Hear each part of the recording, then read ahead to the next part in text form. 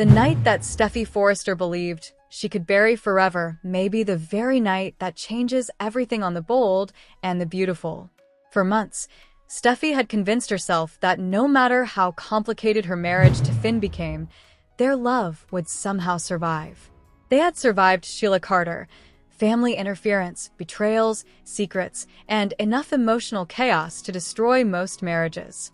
Yet this time, the danger did not come from Sheila, from Liam, or from some enemy trying to tear them apart. It came from Steffy herself, and from one unexpected night with Carter Walton that left her questioning whether the life she had fought so hard to protect was still the life she truly wanted. It began after another exhausting confrontation between Steffy and Finn. What should have been a quiet evening at home turned into an argument neither of them knew how to stop.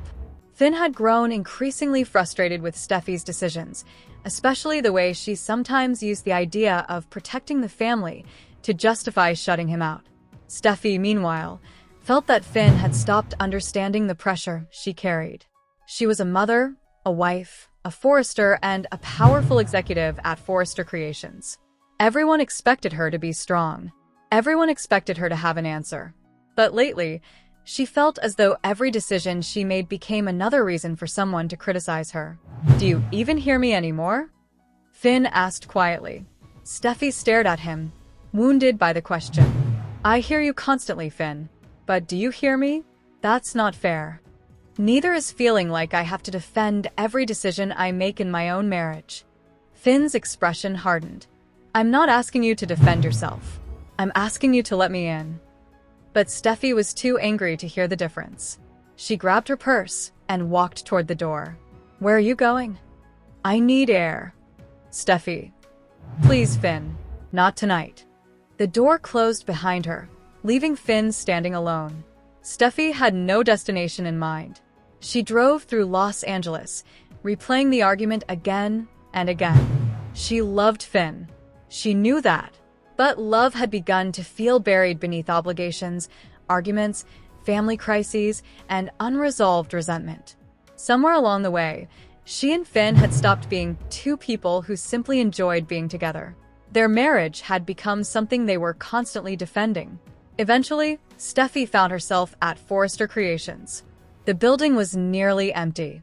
She expected solitude. Instead, she found Carter. He was sitting alone in the executive office, jacket removed and tie loosened, surrounded by contracts he clearly was no longer reading. Carter looked up when Steffy entered. "Long night." Steffy gave him a tired smile. "You could say that." Carter studied her face. "Finn." Steffy hesitated. That hesitation told Carter everything. "You don't have to talk about it," he said. And strangely, that was exactly what made Steffy want to talk. She sat across from him and admitted that she was exhausted. Not physically exhausted, emotionally exhausted. She told Carter that everyone seemed to need something from her. Rich needed loyalty. Taylor needed reassurance. Finn needed trust. The company needed leadership. Her children needed stability. Even when Steffy was hurting, she felt she had to remain the strongest person in the room. Carter listened. He did not interrupt. He did not tell her what she should have done. He simply listened. "You know what your problem is?" Carter eventually asked. Steffy raised an eyebrow. "This should be interesting. You think being strong means never admitting you're tired." Steffy looked away. Carter continued. "Sometimes strength is admitting you don't have everything figured out." "And when exactly did Carter Walton become a philosopher?" He smiled. "Probably around the same time everyone at this company started bringing me their personal problems." Steffy laughed. It was a genuine laugh, the first one she could remember having that day. For a few minutes, everything felt lighter. That was the danger. Neither Steffy nor Carter planned what happened next. There was no calculated betrayal and no scheme. It was simply two emotionally vulnerable people finding comfort in someone who seemed to understand them at exactly the wrong moment. The conversation became more personal. Carter admitted that he understood loneliness better than Steffy realized.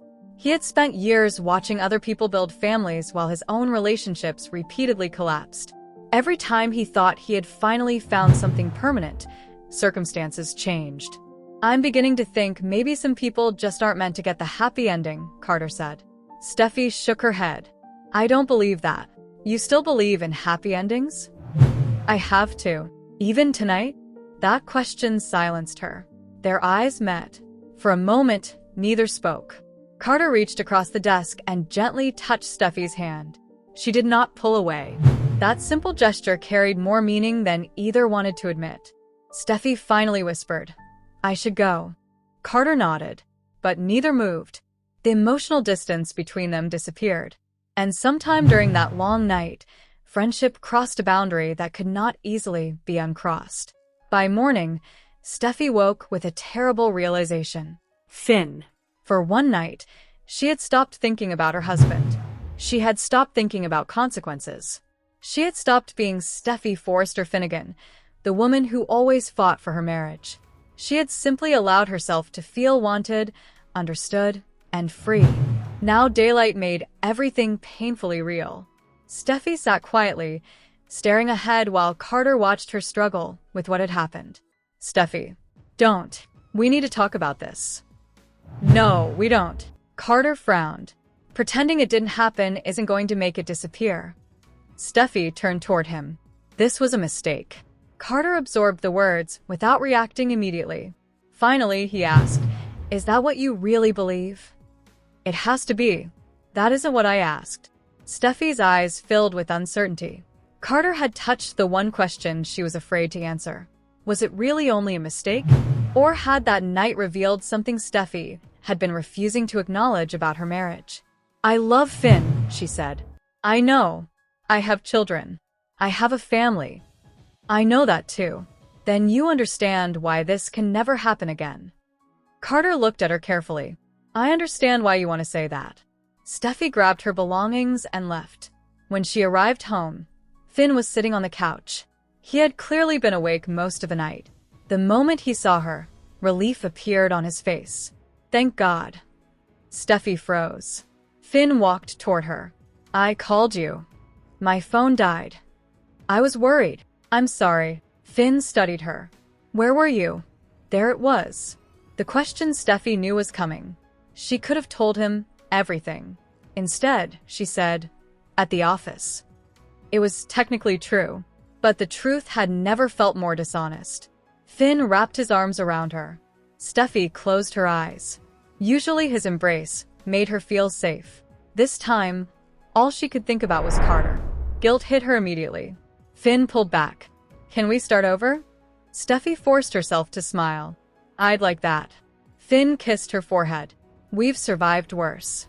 Steffy looked into his eyes. Had they? Because Finn did not know what they were facing yet. At Forrester Creations later that morning, Carter was determined to behave normally. He buried himself in work, but memories of Steffy kept returning. He told himself that Steffy had made her decision. She loved Finn. She wanted her marriage. Carter would respect that. Then Steffy walked into the office. Their eyes met. Everything they had promised themselves suddenly became much harder. Morning, Carter said professionally. Morning. An uncomfortable silence followed. Steffy placed several folders on the desk. We have the international projections meeting. I know. Ridge will be here soon. I know. Another silence. Carter finally lowered his voice. Are you okay? Steffy looked toward the door. Please don't ask me that here. Where should I ask? You shouldn't. Carter nodded. But before he could walk away, Steffy quietly said, I haven't stopped thinking about it. Carter stopped. Neither noticed Ridge approaching the office. He entered just as Carter stepped away from Steffy. Ridge immediately sensed tension. What did I interrupt? Nothing, Steffy answered too quickly. Ridge looked from Steffy to Carter. Doesn't look like nothing. Carter picked up a file. We were discussing projections. Ridge accepted the explanation, but only temporarily. Ridge Forrester knew his daughter, and something was wrong. Over the next several days, Steffy became increasingly distracted. Finn noticed she was quieter at home. Kelly asked why her mother kept staring at her phone. Even Hayes sensed something was different. Steffy tried harder to reconnect with Finn. She planned dinners. She spent more time with the children. She told herself that if she could restore normal life, the memory of Carter would fade. Instead, every attempt made her more aware of the secret between them. Finn eventually confronted her. "You're here, but you're not here." Steffy looked up. "What does that mean?" "It means you've barely looked at me all evening." "I'm tired." "You've been tired for a week." Steffy stood. "I have a company to run. This isn't about work." Her heart raced. Finn stepped closer. "Did something happen?" Steffy looked directly into his eyes. For one terrifying second, she thought she might confess. Then her phone rang. "Carter." Steffy stared at the screen. Finn saw the name. "Carter? It's probably business." "At this hour?" Steffy declined the call. Finn's expression changed slightly. It was not suspicion yet, but something had begun. The next morning, Steffy confronted Carter. "You cannot call me at home. I was calling about the Singapore contract. Then email me." Carter realized what was really happening. "You're afraid Finn will find out." Steffy lowered her voice. "Of course I'm afraid." "Then maybe you should tell him." Steffy stared at Carter in disbelief. "You think destroying my marriage is the answer?" No. "I think secrets destroy marriages too." "Easy for you to say." Carter's expression hardened. "You think this is easy for me?" Steffy stopped. Carter stepped closer. "You keep talking like that night happened to you. I was there too." "I know." "No, Steffy. I don't think you do." Carter admitted something neither had planned to discuss. The night had meant something to him. Maybe more than it should have. Steffy felt her defenses weakening. "Carter, I'm not asking you to leave Finn." "Then what are you asking?"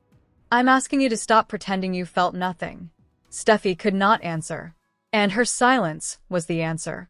Unfortunately, someone else had arrived outside the office. Daphne.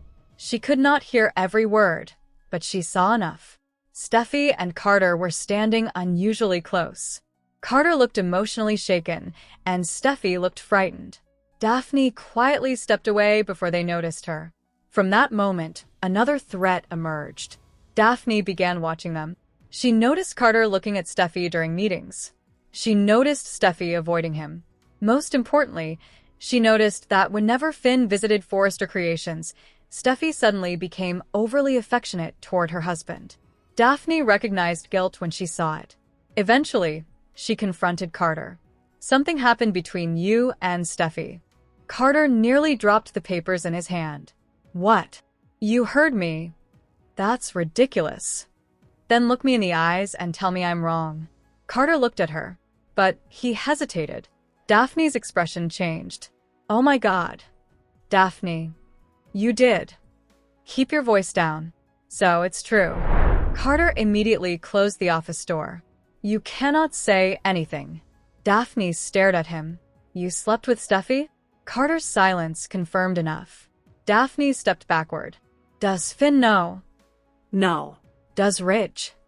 No. "Does anyone?" No. "And that's how it needs to stay." Daphne laughed bitterly.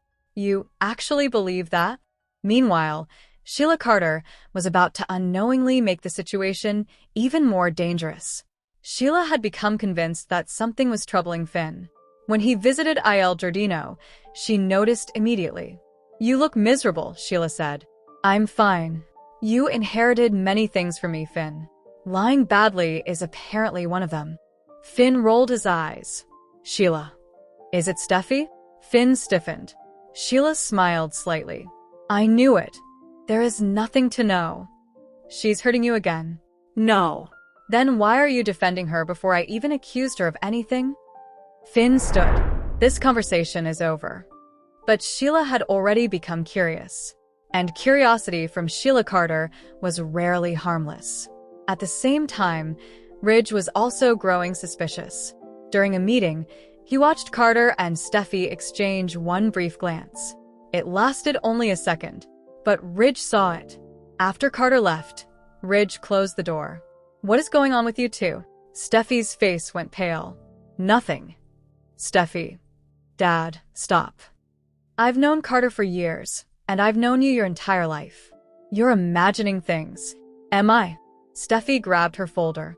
"I have another meeting." Ridge blocked the door. Are you having problems with Finn? That's none of your business. It becomes my business when my daughter looks like she hasn't slept in a week. Steffy stared at him. Then her eyes filled with tears. Ridge's anger disappeared. Steffy. I made a mistake. Ridge froze. What kind of mistake? Steffy could not say it. She did not need to. Ridge understood.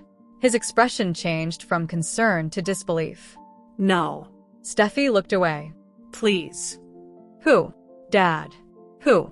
She remained silent. Then Ridge realized. Carter? Steffy closed her eyes. Ridge stepped backward as if physically struck. Carter? It happened once. Does Finn know? No. Ridge ran his hands through his hair.